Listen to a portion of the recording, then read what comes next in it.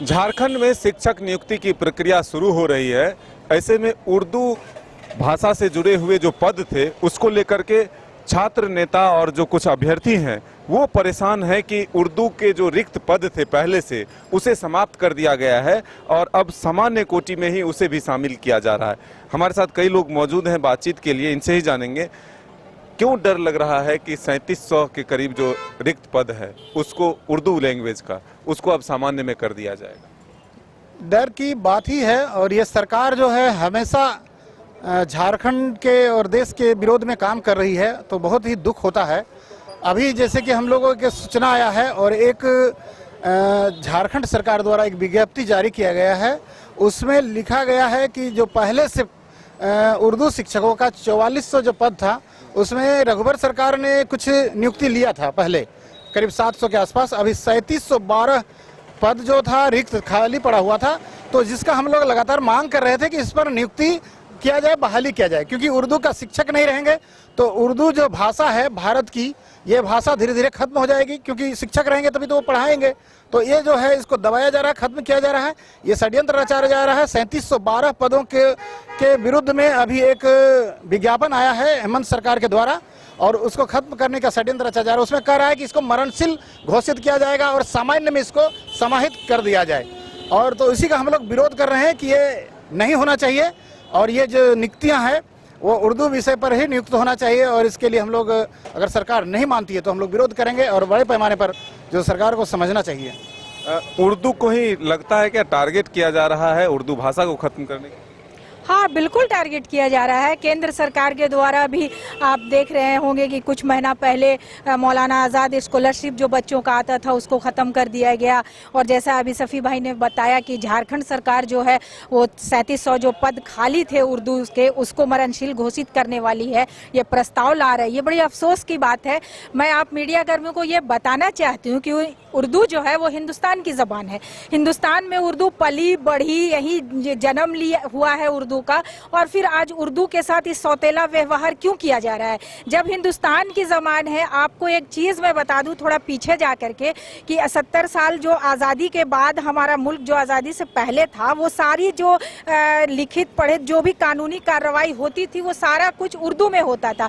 उर्दू में आंदोलन चला, उर्दू में नारे दिए गए, उर्दू में तहरीकें हुई, सारा कुछ। जितने सहाफ़ी थे, पत्रकार थे उस समय आज़ादी से पहले, सारे लोग उर्दू में ही लिखते थे, उर्दू में ही सारी पत्रिकाएं छपती थी, उर्दू में ही सारे प्रेस से खबरें आती थी, सारे सहाफ़ी जो है वो उर्दू में ही मतलब लिखते थे। लेकिन बड़े अफसोस की बात है कि इस उर्दू को आज़ादी के बाद से ही मुसलमानों की ज़बान बता के और धीरे धीरे इसको ख़त्म करने का जो सरकार का षड्यंत्र है, इस षड्यंत्र को हम लोग कामयाब होने नहीं देंगे। अगर उर्दू ख़त्म होती है कहीं ना कहीं तो हिंदी भी ख़त्म हो जाएगी। आप एक चीज़ को ध्यान से देखेंगे हमारे पत्रकार बंधु आप लोग कि कोई भी वाक़या हम जब बोलते हैं तो कोई भी आदमी पूरी वाक़या को उर्दू में नहीं बोलता और ना कोई भी हिंदी में बोलता है। हम जब भी बोलते हैं तो दोनों लैंग्वेज को मिला के बोलते हैं, क्योंकि एक बड़ी बहन और एक छोटी बहन, हम हमेशा इसको बोलते आए हैं।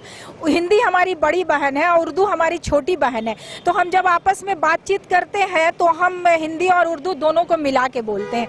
तो कहीं ना कहीं अगर उर्दू को सरकार सियासत के तहत, राजनीति के तहत अगर ख़त्म करना चाहती है तो कल को हिंदी भी ख़त्म हो जाएगी। अब आप बताइए कि जब हिंदी ख़त्म हो जाएगी हिंदुस्तान से, हमारे भारत से, तो हमारा लैंग्वेज ख़त्म हो जाएगा, हमारी ज़बान ख़त्म हो जाएगी। और ये हमारे बड़े बुजुर्गों ने कहा है और किताबों में भी लिखा हुआ है कि जब किसी आदमी को, किसी कौम को ख़त्म करना है तो आप उसकी ज़बान को खत्म कर दीजिए। तो ये तो हिंदुस्तान को खत्म करने की बात। आज़ादी से पहले हिंदी नहीं थी क्या? आज़ादी से पहले जितने भी काम होते थे उर्दू में ही होते थे।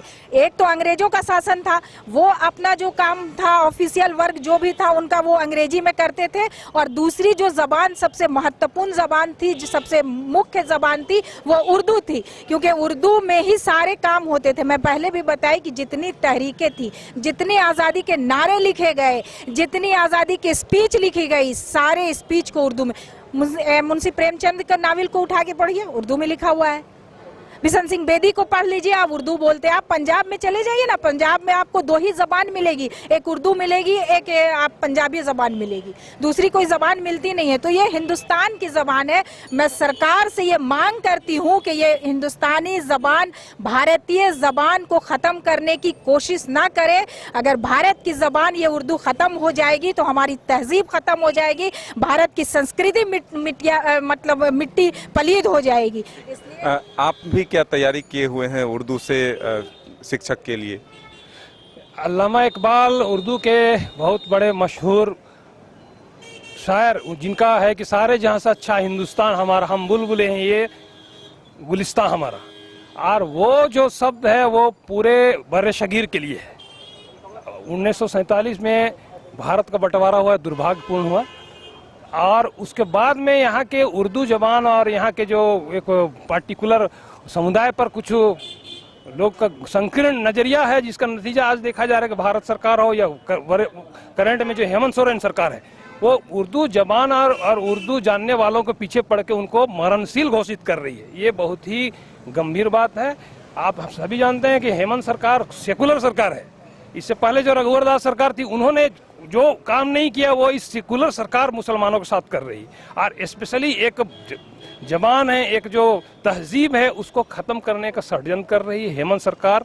अभी भी होश में आ जाए, वो गलत काम नहीं करें। दूसरी बात यह है कि हम अपनी बका के लिए, जबान की बका, मैं कौम की बात नहीं कर, इस जबान की बका के लिए हम हर वो प्रजातांत्रिक आंदोलन करेंगे जो भारतीय संविधान ने हमको दिया है। क्योंकि उर्दू हमारी भारत की पहचान है, उर्दू हमारी तहजीब है, उर्दू मिली जुली संस्कृति, भारत एक मिली जुली संस्कृति का देश है। यहाँ सभी धर्म, समुदाय, जाति के लोग मिल के रहते हैं। उसी तरह बहुत सी जातियाँ हैं, बहुत सी जबान है, उसमें हिंदी, उर्दू और जो क्षेत्रीय भाषा है वो मिली जुली है। इस संस्कृति को कोई भी सरकार, भारत सरकार हो या झारखंड सरकार, नष्ट करने की कोशिश करेगी तो हम लोग इसको कदापि स्वीकार नहीं करेंगे। तो बिल्कुल आपने सुना कि उर्दू शिक्षक के लिए जो विज्ञापन निकले हैं उसको सुधार करे और उर्दू जो पद खाली हैं शिक्षक के, उसको अलग से बहाली के लिए जो है फिर से एक बार विज्ञापन निकाला जाए, इसकी मांग कर रहे हैं। और लगातार इसको लेकर के विरोध जो है वो उठेगा, आवाज़ बुलंद होगा, ये तमाम जो अभ्यर्थी हैं वो ये बता रहे हैं। अपने सहयोगी राज बल्लभ के साथ मदन सिंह, न्यूज़ बाइस्कोप, रांची।